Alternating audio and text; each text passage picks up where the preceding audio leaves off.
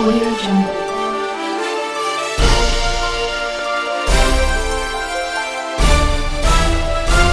Audio Jungle.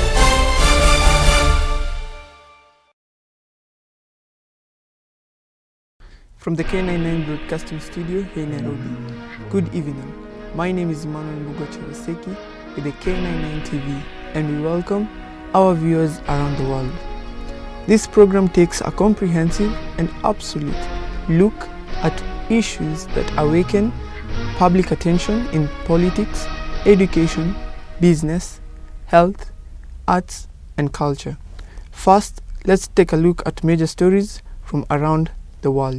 Audio Jungle.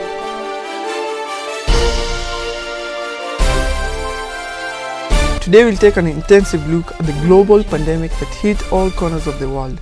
We have a guest who will help us understand how the COVID pandemic has been handled by the medical supply sector and how important this topic is. Meanwhile, this is what we have in the headlines today.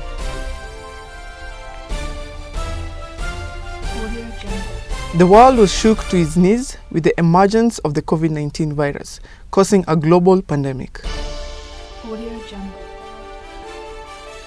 In the slums of Nairobi, a vast majority of children face challenges while receiving education. A school principal will help us shed light.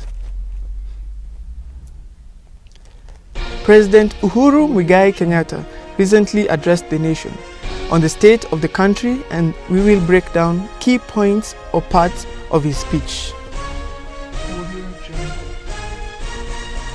Kenyan Youth Empowerment has been the government's initiative to provide the youths and the country with a future. We will get the word from the youths on how effective this initiative is, coming to be from our government.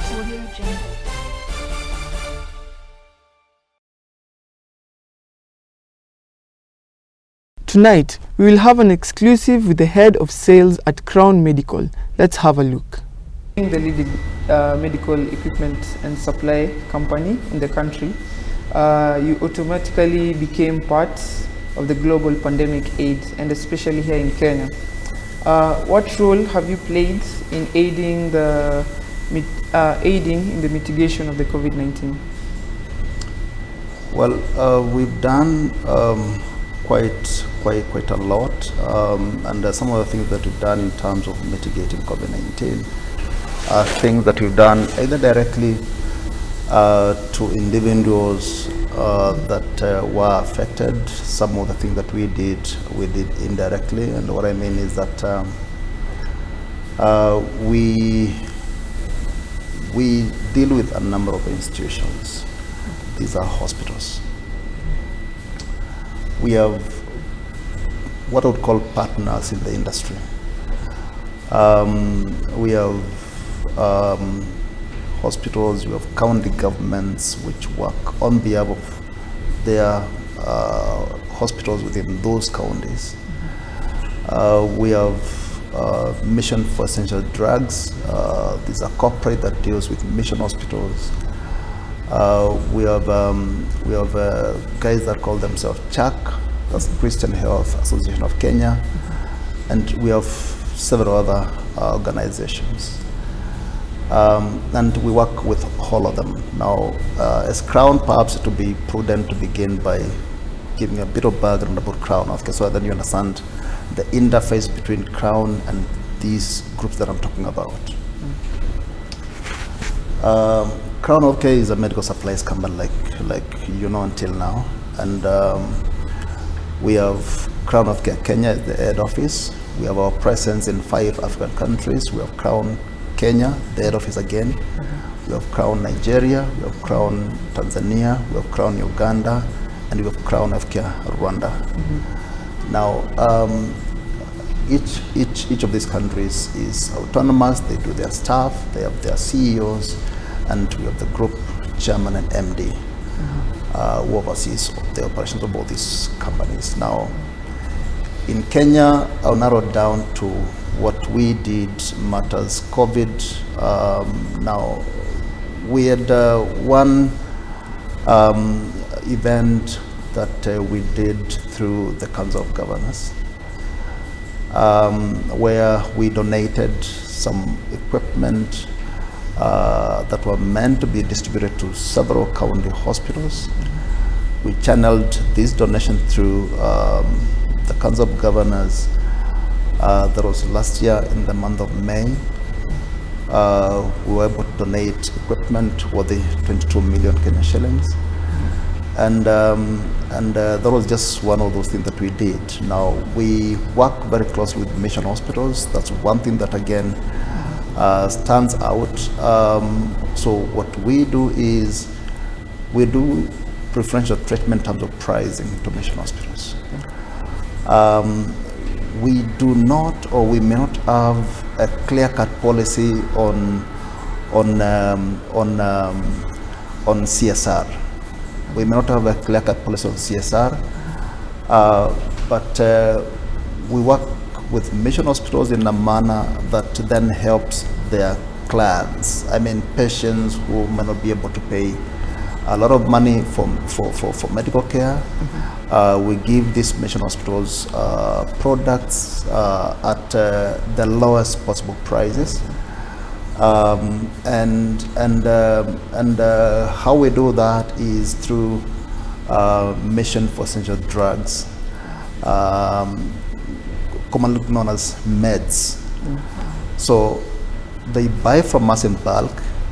They put a small administrative cost. I'm not very sure, but I'm told they put a small margin of about 5% just to take care of the cost of administration from the office, and then they sell to those hospitals.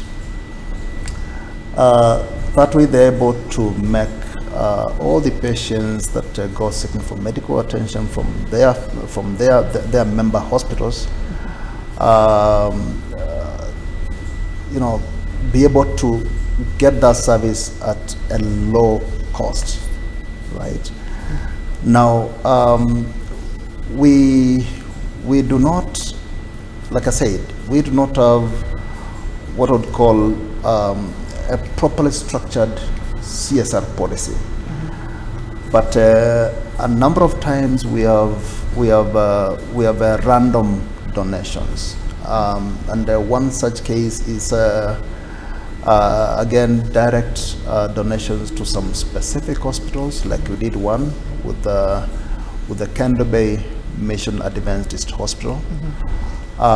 We've done that to a number of institutions. And we have some leaning towards certain departments, which then relate with the specific groups of people.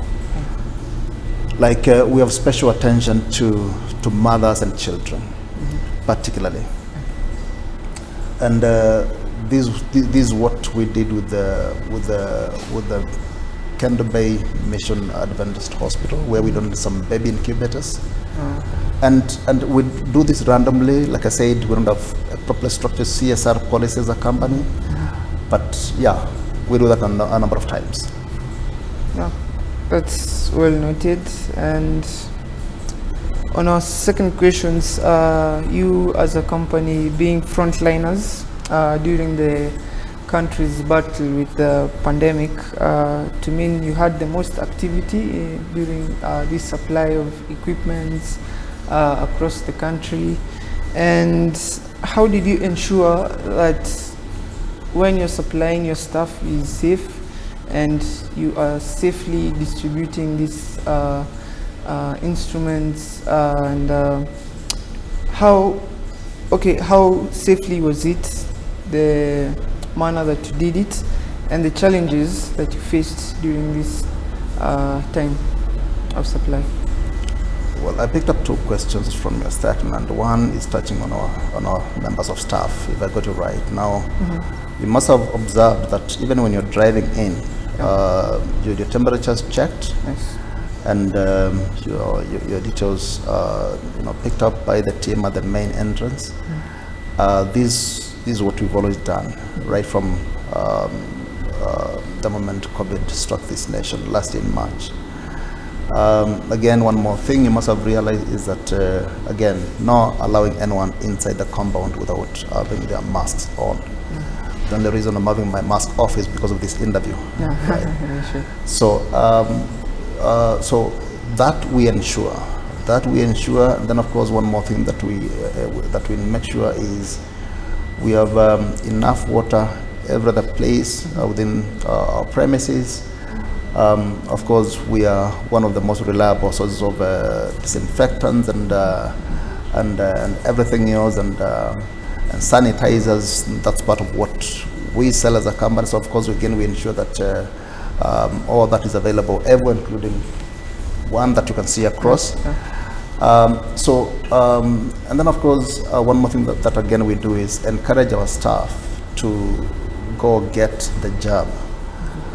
As you're aware, there is no law in this country again to enforce people to go getting the vaccine. We can only keep on encouraging our members to go and get the vaccine, just like the government other agencies are doing to our citizens. That's the best that we can do. But yes, I can assure you, majority of our staff have managed to get the vaccine, and especially those that deal directly with the doctors, because we have our staff dealing directly with sometimes the doctors, sometimes even the patients, because we have nurses within the company that have to do clinical application training to doctors.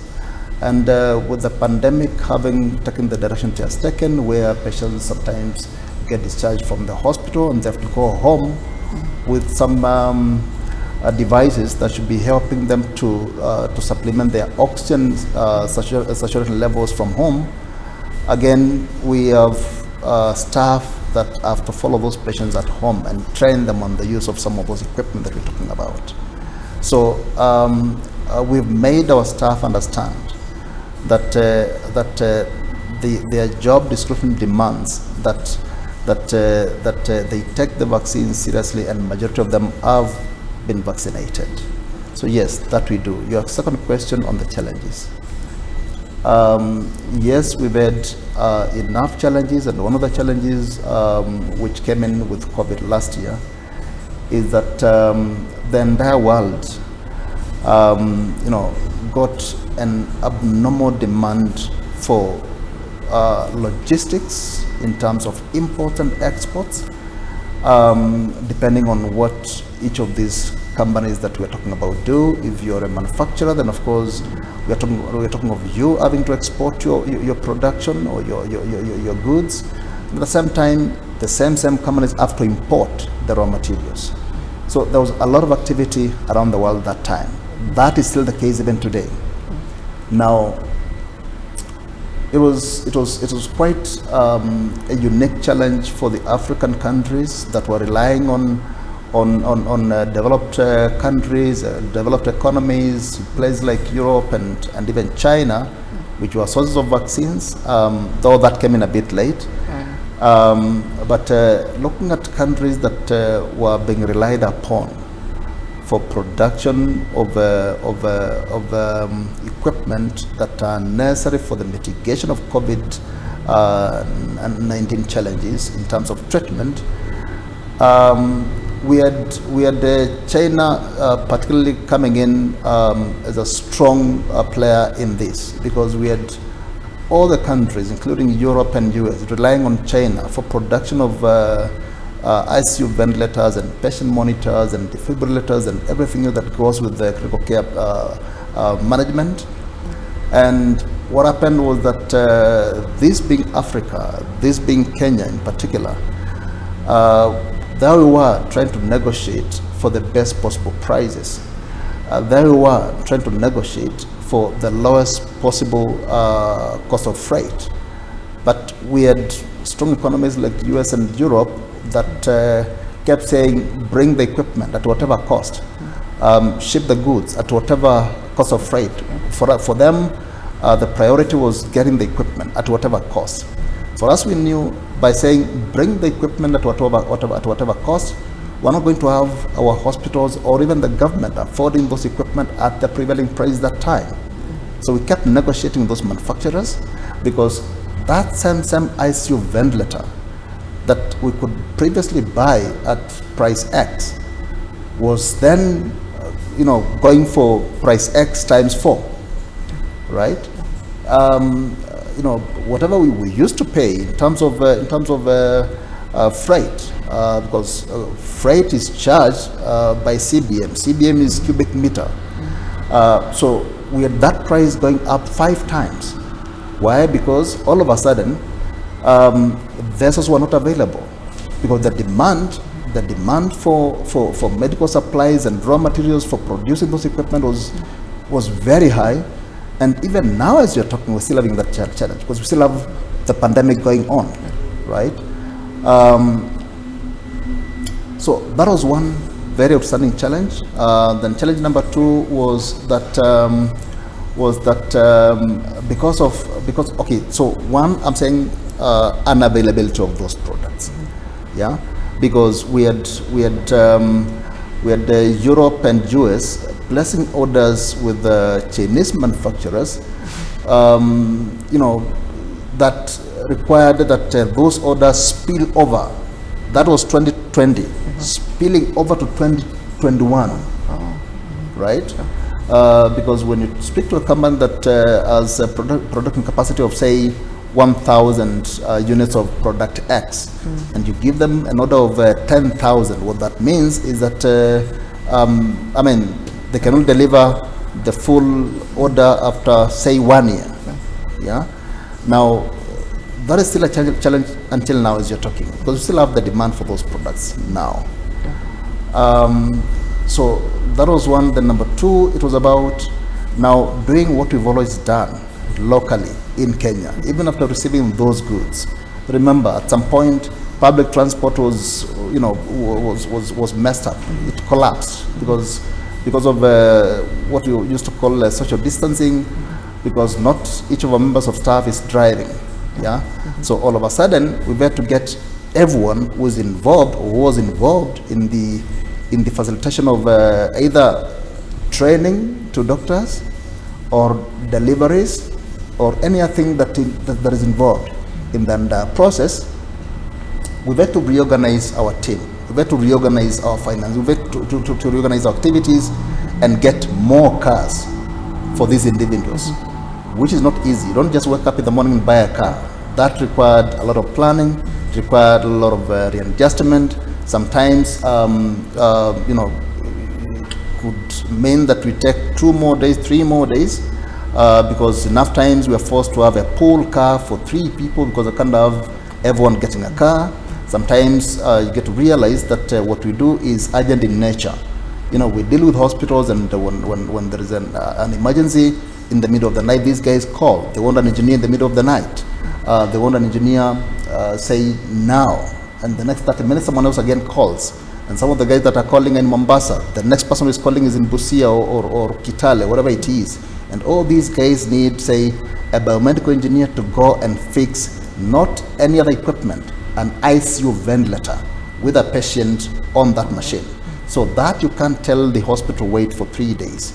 You must get a way of making sure that this engineer leaves Nairobi and gets to Mombasa within the next few hours. What that meant is that we got into spending much more to do the same thing that we've always done without increasing the price of our equipment.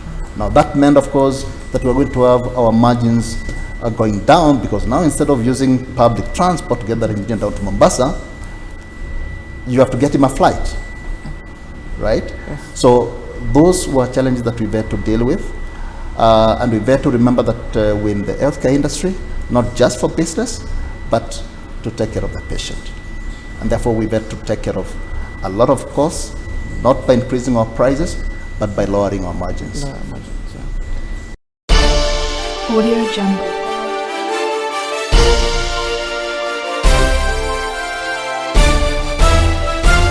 Audio Jungle.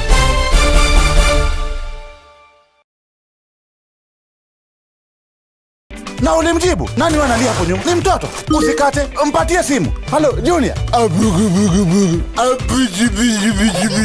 Okay. Patia mama simu. Cheki, usikate. Usikate, ongea sana. Usikate. Wakenya hawapitwi na stories.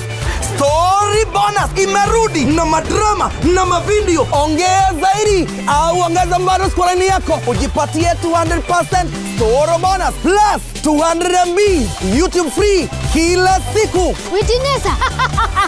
Ona, lazima uone. Usikate pata soroko. Nawe kila wakati. Audio Jungle.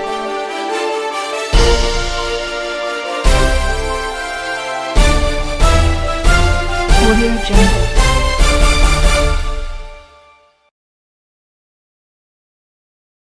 President Uhuru Kenyatta's speech on the state of the nation, primary objective of this column was to translate economic, academic, and development technical jargon into simple and palatable language that any ordinary citizen can understand.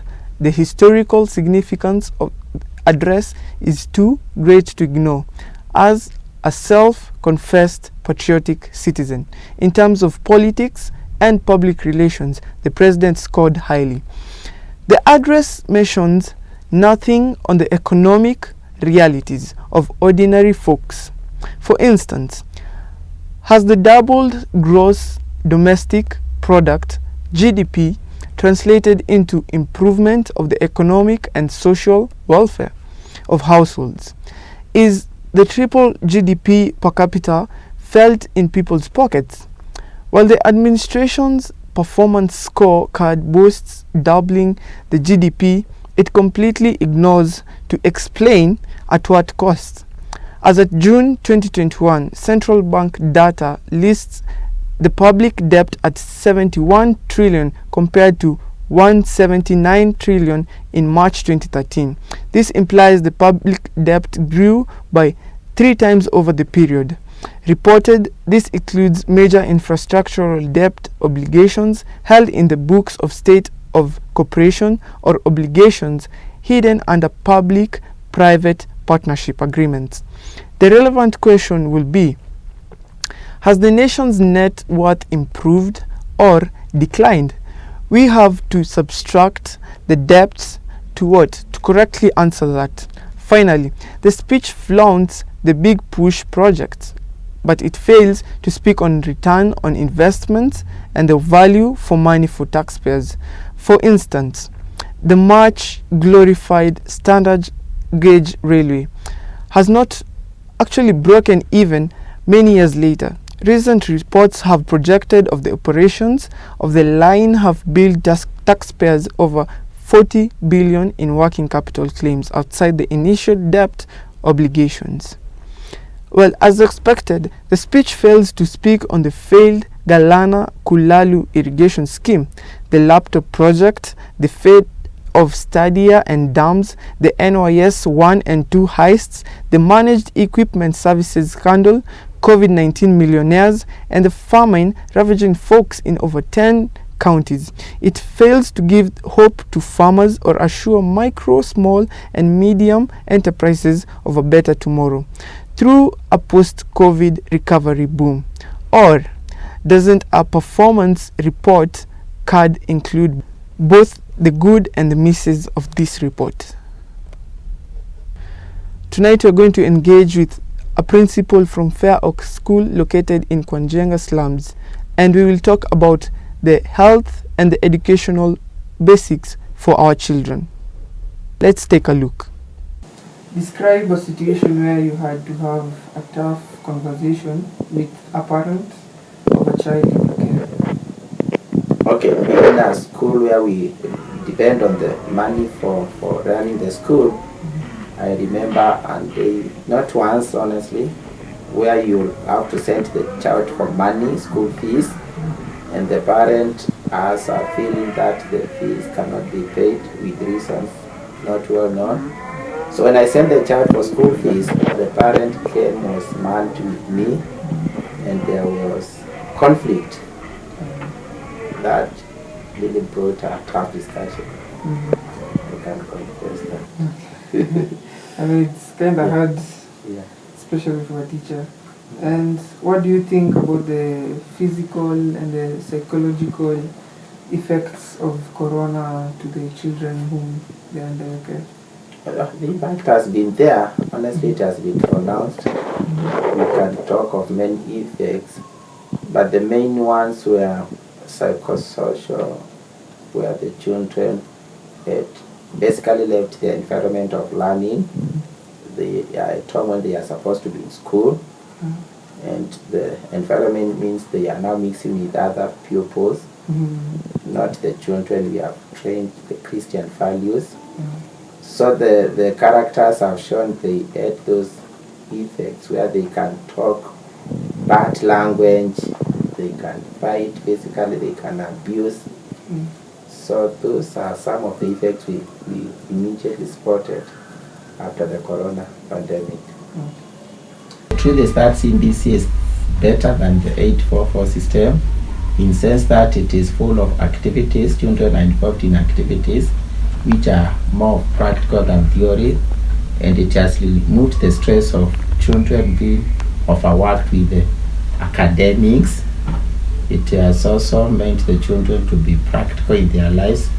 So being activity-centered and also child-centered, it's better than the former 844 system. Okay. So what motivational strategies do you implement with your students here? One, we make the school to be a child-friendly school, where the children prefers to be in school than at home. Then the academics are also friendly as per the, we do the teaching as per the ability of the pupils. They don't feel stressed. And we also give other motivations like tokens. We give tokens. We reward the outstanding performance. So you'll find the children feel being motivated in school. That's nice. Yeah. What's your best moments that you've had since you started teaching? Okay, the best out of four. Yeah, the best. You know, we really attach work with money. I remember when I was given a salary increment of 5,000. Yeah, that's nice. That gave me a lot of joy. Yeah. I also remember days where a child scored 417 marks. It gave me a lot of joy. And generally, when I see the children transiting from primary school to secondary school, they come back, they are happy, also become happy like them. Audio Jungle.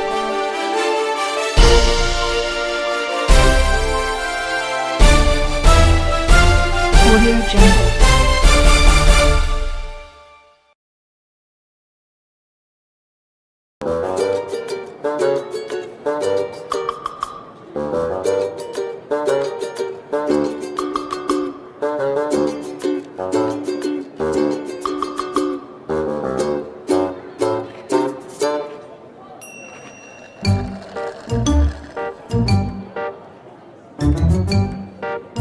You wouldn't accept this at your favorite restaurant, so why accept it from your network?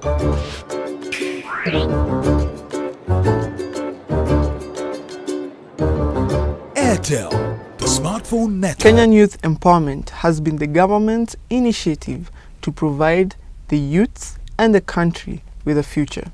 We will get the word from the youths on how effective this initiative is coming to be from our correspondent.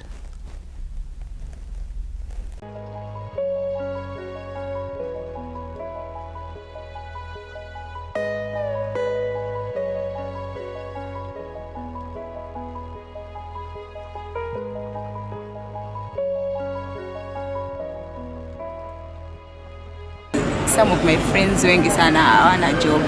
Sina job. Kosa job.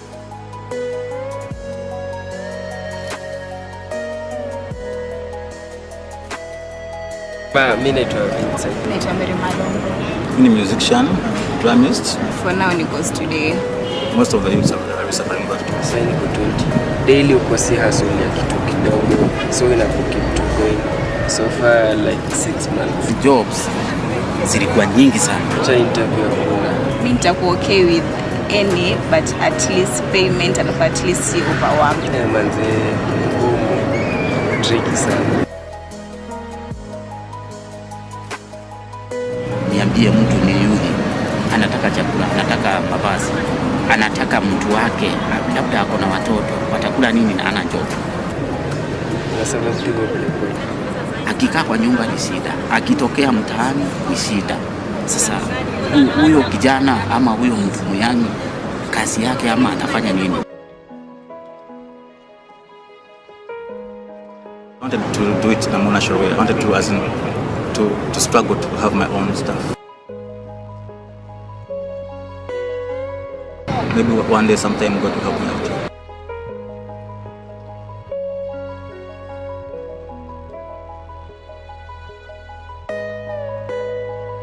Kama serikali ingeliso ni vizuri kabisa, tungekuwa mbali sana.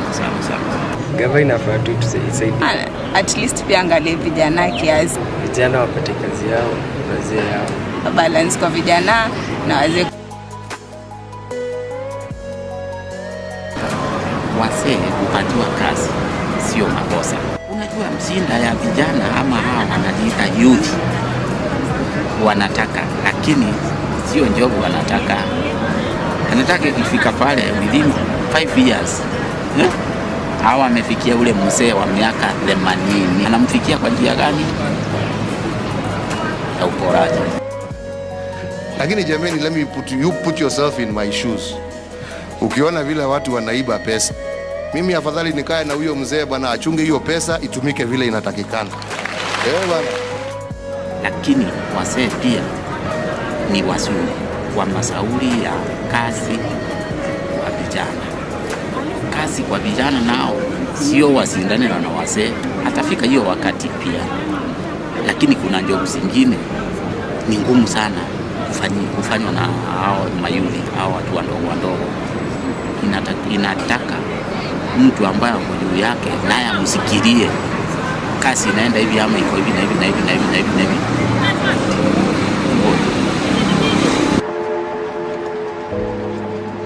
As youths, we need to take care of ourselves. And a wise man once said, if you're planning for a year, sell rice. If you're planning for a decade, plant trees. And if you're planning for a lifetime, seek education. Thank you for having me tonight. This is K99 TV. Audio Jungle.